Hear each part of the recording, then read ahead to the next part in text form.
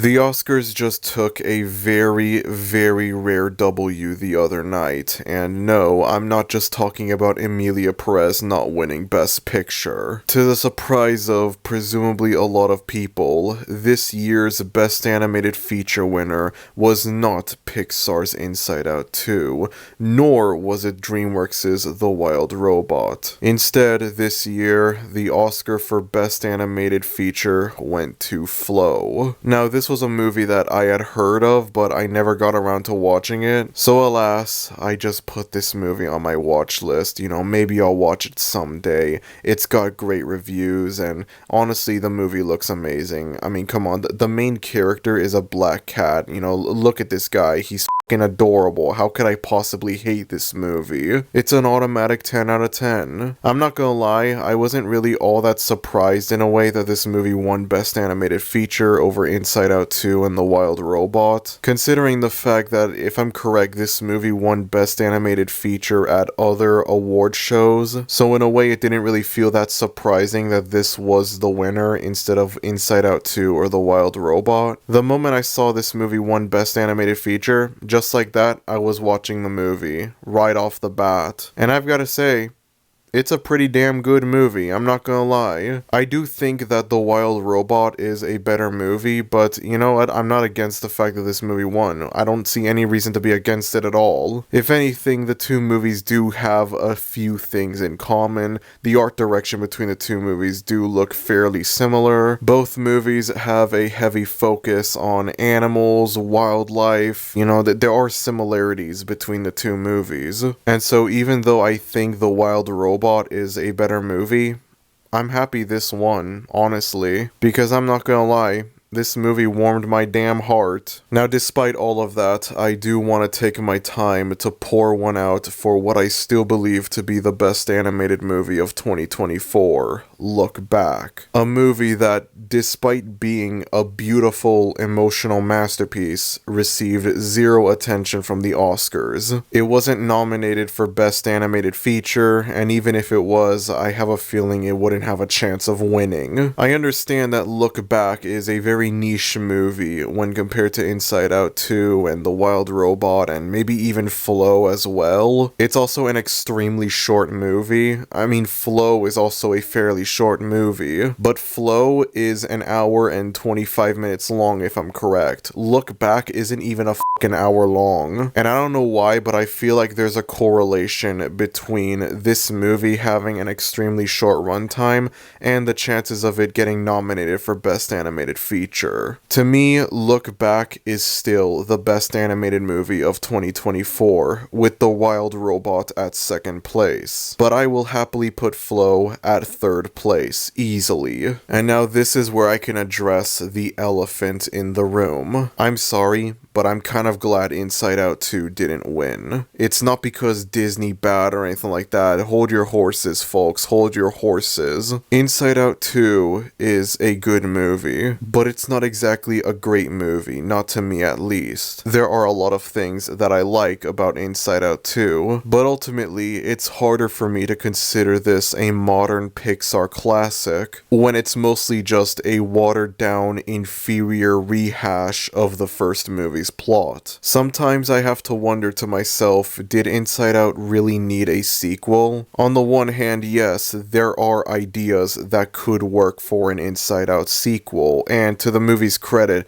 the movie utilizes these ideas fairly well. But when you have the movie's plot be mostly the same thing as the first movie, except it's nowhere near as fresh, it's not as emotionally hitting, it's nothing like that, it just kind of makes you wonder, do we really need this movie? The box office success of this movie is in some ways not surprising. I mean, this is a sequel after all. I don't think anyone expected this thing to be an absolute monster at the box office, becoming the highest grossing movie of 2024, as well as the highest grossing animated movie of all time, or at least it was at one point. I am very interested to see what this movie's all about. Inside Out 2 is a good movie, but the thing is, this year's competition was just significantly better. The Wild Robot is a much better movie, I'm sorry. And I had never seen Flow at the time, but I thought it looked better. I mean, it just, look at it. It's f***ing adorable. And then actually watching Flow, I thought, yeah, this is a better movie. I can see why this won instead of Inside Out 2. I haven't gotten around to seeing it, but I heard that the new Wallace and Gromit movie is really good as well, so there's that. Admittedly, I'm not too familiar with Wallace and Gromit, if you can believe it. I think I watched The Curse of the Were-Rabbit when I was extremely young, but I don't have many memories of it. God, this is gonna sound really random, but I'm pretty sure like the most nostalgia that I have for Wallace and Gromit is watching the trailer for The Curse of the Were-Rabbit every time I would watch Madagascar on DVD, which I know is like a really random, like specific thing that like only I can relate to, but I'm just putting that out there. The main point I'm trying to make is that Inside Out 2 is a good movie, but the thing is, the competition is significantly better than Inside Out 2, and so if this movie had won instead of The Wild Robot or Flow or Wallace and Gromit or whatever, it would have felt like they went with the safe option instead. That's what it would come across as. Either that, or they would give the Oscar to this movie just because of its box office performance, and not because it's genuinely better than The Wild Robot or Flow. Very similar to how last year, The Boy and the Heron won Best Animated Feature because it's made by a famous, beloved director, and not because it's genuinely better than Across the Spider-Verse. But I'll get into that later on. I'm glad that Inside Out 2 didn't win Best Animated Feature at this year's Oscars, not because Disney bad, but because the competition was just that much better. And so if they went with this instead of The Wild Robot or Flow, it would have been like just a kind of a cheap cop-out is what it would have been like, you know, going with the safe option. I'm glad they went with this completely original, completely unique movie, instead of a sequel that rehashes the first movie's plot, except it's not as good. I don't hate Inside Out 2 or anything like that, but it's probably the closest thing Pixar has to an overrated movie. On a scale of 1 to 10, I'd probably give it like a 6 or a 7 out of 10. It's not a bad movie, but it's definitely not one of Pixar's finer movies. Maybe it's one of their better sequels, but it's definitely a far cry from the likes of Ratatouille and WALL-E. Now, as I mentioned before, Flow is a short movie. It's only an hour and 25 minutes long. It's also very different from your average animated movie. There is no dialogue in this movie. The animals don't talk, they just stay silent. I mean, obviously, yeah, they make the noises that they make. You know, the cat meows and hisses and whatever, but he doesn't talk. He just makes regular cat noises. The movie is also very slow with its pacing. It follows this black cat as he tries to survive with several other animals on this boat, while this mysterious flood is going on in their homelands. Alongside the cat, there are several other animals, including a capybara, several dogs, a lemur, etc. None of them have names, none of them have any dialogue. It's just, you don't know anything. You don't know this cat's name. This cat doesn't have a name. He doesn't talk. I don't even know if this cat is a he. And yet, immediately, you get emotionally connected to these characters just because,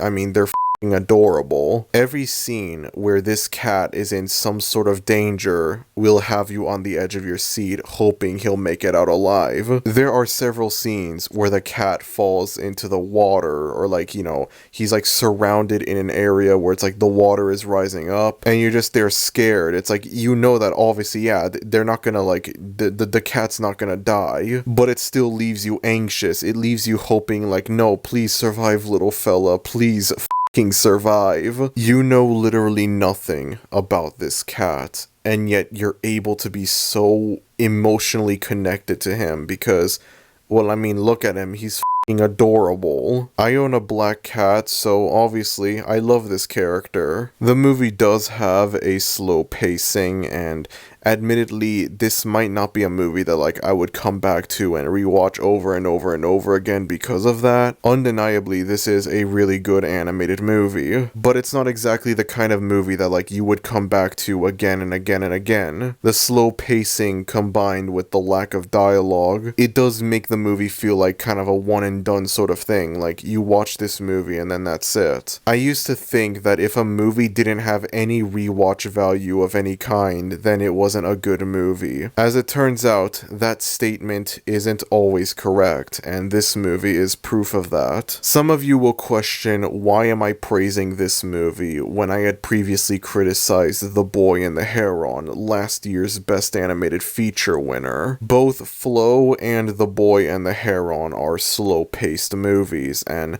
I criticize The Boy and the Heron for its slow-paced nature. Well, you see, there are several differences between the two. Number one, Flow is a short movie, being only an hour and 25 minutes long. The Boy and the Heron is a 2-hour-long movie. There is a big difference. And number two, the main problem that I had with The Boy and the Heron was not that it was slow-paced necessarily.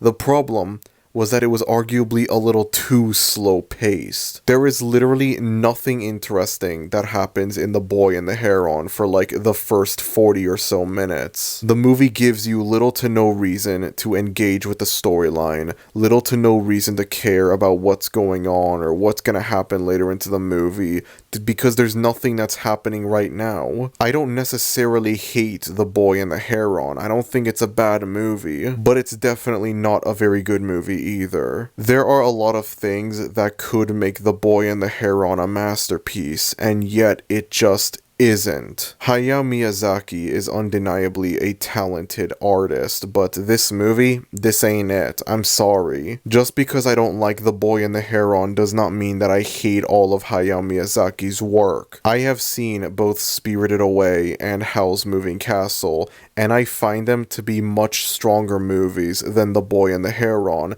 because get this, stuff actually happens in these movies. These movies actually have this magical thing called a storyline. Spirited Away is also a slow-paced movie, but there's actually stuff going on in it, and this might seem like a crazy concept, but when you have stuff going on in your movie, that allows for the viewer to be more interested, more engaged with the storyline that you're trying to tell in your movie. When you make a 2-hour-long movie where literally nothing interesting happens for the first 40 minutes, yeah, no, the audience is not going to care at all. You can have a movie that's slow-paced, and you could still have people be interested in it despite the fact that it's slow-paced. As long as you have stuff actually happening in your movie. Stuff happens in Flow. Flow has a storyline, a very simplistic storyline, but a storyline nonetheless. Again, the fact that Flow is an extremely short movie is a massive advantage for it. And again, I wouldn't have a problem with The Boy and the Heron winning Best Animated Feature